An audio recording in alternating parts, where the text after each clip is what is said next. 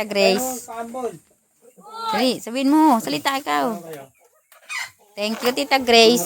Ganda. Dito kami guys sa bahay ni Angie. Ito, may bata. Hi vlog, hi to guys. Ano mo ulit? Yung si Bugoy. Nalimis niyo ako. Tapos, ito yung lutuan namin. Naglinis si Bugoy ng... Magluluto si Bugoy ng ano, ng mainit na tubig. Kasi mag-ano kami ng pato. Ay itik.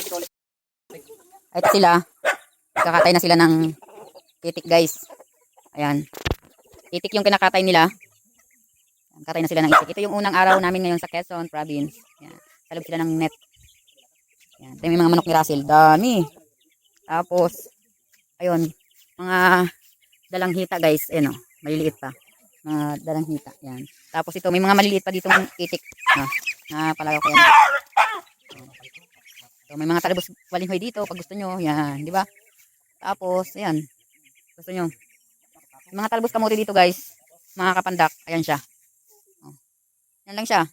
O, may kadyos yan, G. Mga tanim-tanim. Russell, ano to? Bakit nalagas na? Tanim-tanlad. Yan, G. Guys, Hindi naman yung itik na yan. Itik. Hindi naman yung kukwam.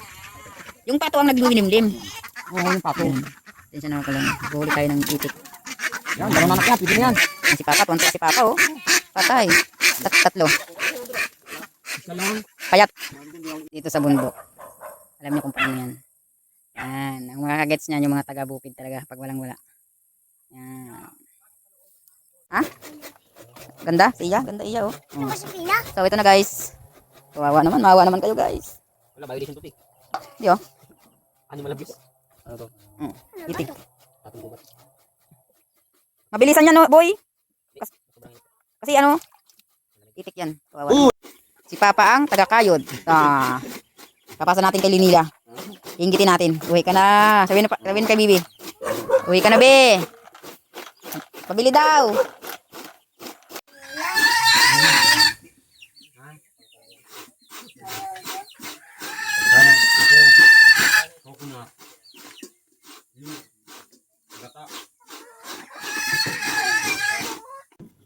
Guys, limited ice cream. Uy. Yo.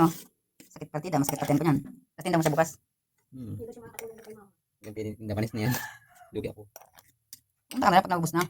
Meeting kami ngalaw na. Tawag na sa barangay. Jackpot. Guys. Ayan, tinatad na ni. Sakto lang pala yan. Kung dalawa lang pala. Kulang, ano? Para sa'yo lang yun. Pero mataba, ano? Mataba ang buto. Taba yung buto.